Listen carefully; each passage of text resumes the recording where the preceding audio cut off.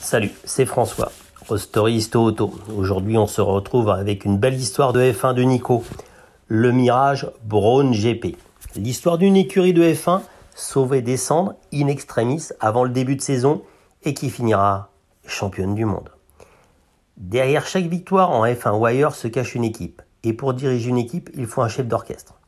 Ross Brawn est de cela, pas n'importe lequel. Il a été le cerveau technique de la Scuderia Ferrari pendant toutes les campagnes victorieuses des années Schumacher. 10 années au sommet dans l'équipe la plus prestigieuse du circuit. Placé ici par Jean Todt et Luca Di Montezemolo, Ross est un stratège, un recruteur et un brasseur d'idées. On dit de lui qu'il maîtrise les échecs, la pêche à la truite et la taille des rosiers à la perfection. Un anglais, quoi. Mais dans le sport ou dans la politique, les talents n'aiment pas rester numéro 2. Quand Ross Brawn sollicite la tête de la direction de la Scuderia et que Di Montezemolo la lui refuse, il quitte le navire. Il ira pêcher des truites pendant le championnat 2007. On l'annonce partout. Bernie Ecclestone, le grand Manitou, vous me permettez cette image, Manitou de la F1, le pistonne chez Toyota. L'écurie a englouti quelques milliards pour gagner le championnat, sans succès, et seul l'anglais au physique bonhomme semble pouvoir les tirer de ce mauvais pas. Pourtant, quand en novembre 2007, Ross Brawn s'envole pour le Japon pour signer son futur contrat, c'est chez Honda qu'il le paraphe. À l'instar de Toyota, le retour d'Honda dans la discipline REM n'est pas à la hauteur des espoirs placés par la direction nippone. Honda doit gagner rapidement ou l'aventure du constructeur en F1 s'arrêtera là. À son arrivée aux commandes de l'écurie, Brawn doit se rendre à l'évidence. L'équation pour 2008 n'est pas si simple. Il y a 2 entités soutenues par Honda dans ce championnat. Honda, qui avec un budget de 350 millions de dollars est loin de remplir ses objectifs, et Super Aguri, qui avec 80 millions, donc vous avez compris, ça fait à peu près 5 fois moins, fait des miracles et se permet de distancer régulièrement les 2 Honda officiels. Le pire, c'est que si Honda n'arrive pas à fédérer autour de son concept marketing Earth, Super Aguri, elle, recueille toute la sympathie du pays du soleil levant, aidée par son pilote vedette Takuma Sato. L'humiliation continue en début de saison. Les techniciens Super Aguri récupèrent le châssis de 2007 Honda, réputé catastrophique, et en font une petite machine de guerre bien plus efficace que la monoplace Honda. Assez rapidement, Ross Brawn et son équipe sont déterminés à faire disparaître ce petit poussé gênant. Ils y voient non seulement une humiliation, mais également une dispersion des ressources. Pour gagner, le constructeur japonais doit se concentrer sur une seule équipe. L'équipe Super Aguri est alors intégrée au sein de l'équipe Honda. Après chaque Grand Prix, et bien que ce soit strictement interdit, les monoplaces blanches et rouges sont rapatriées à Brackley, démontées, analysées et révisées par Honda. L'objectif dans un premier temps est d'arriver à comprendre le travail des techniciens. Mais le verre est déjà dans le fruit. Honda facture à Super Aguri les moteurs, pièces et châssis à un prix insoutenable pour la modeste structure. Ce qui devait arriver arriva. Super Aguri s'arrête au milieu du chemin et les techniciens sont intégrés complètement à l'équipe de Ross Brawn. La décision est prise de se concentrer sur 2009 et de mettre en chantier la future monoplace Honda RA109. Ils ignorent encore que cette monoplace ne courra jamais. Du moins, pas sous ce nom. On ne saura jamais si la fin de Super Aguri n'était pas une façon de commencer à réduire la voilure de Honda en F1. Toujours est-il qu'en décembre 2008, la firme nippone annonce brutalement son départ de la discipline. C'est l'électrochoc.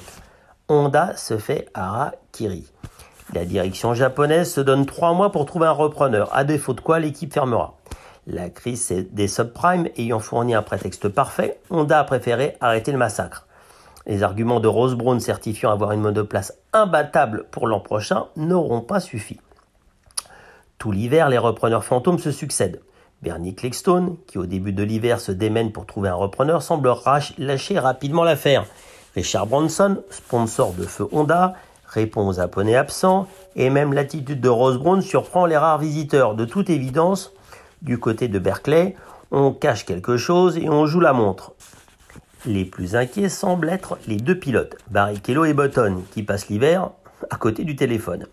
Les observateurs de la F1 ne donnent pas cher du sauvetage de l'écurie, quand à quelques jours seulement des essais d'intersaison de Barcelone, la nouvelle est annoncée. Honda est rebaptisée Braun GP, du nom de son repreneur. Et elle sera motorisée par un moteur Mercedes-Benz, installé dans le dos des 2 ex-Honda.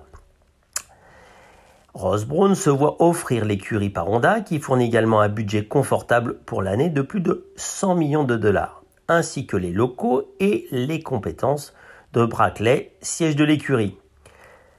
Honda sort la tête haute, la survie est assurée. C'est très bien joué de la part de Brawn et ses associés qui ont compris dès le départ que l'écurie vaudrait moins cher en mars qu'en décembre.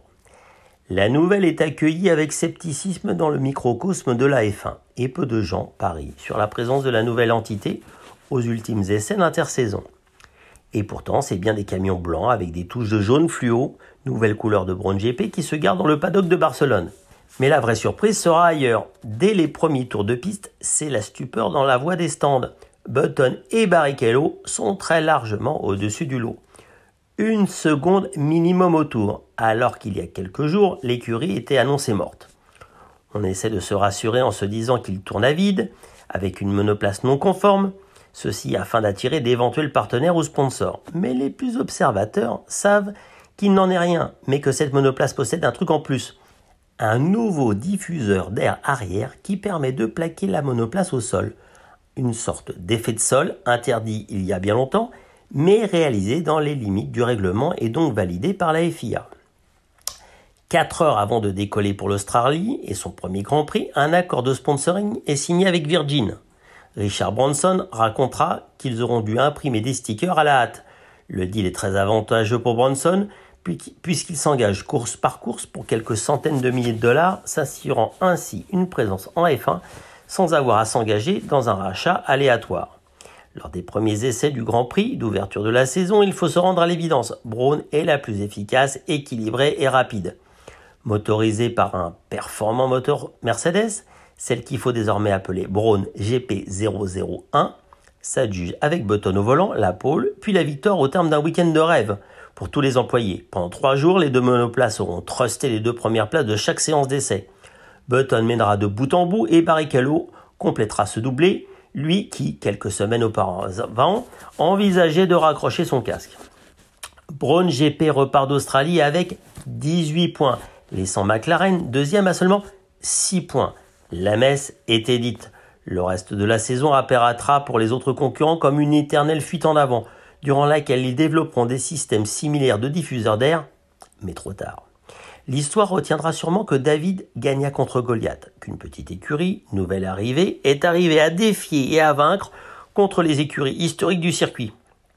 On dira longtemps également que Honda aurait pu être champion du monde s'il était resté en F1. Pourtant, si Brown GP n'avait rien d'une nouvelle écurie, elle était le résultat de plusieurs années d'engagement d'un gros constructeur et d'une réorganisation opérée par un as en la matière. Rien ne prouve que Honda aurait atteint le même niveau de performance, surtout sans le moteur Mercedes. Une chose est certaine, on ne reverra plus de Brown GP passer cette saison victorieuse. À la fin de l'année, Mercedes-Benz rachète l'entité. Brown GP n'est plus, mais reste comme un mirage, la seule écurie de l'histoire qui arrive à gagner le titre et à s'en aller juste après.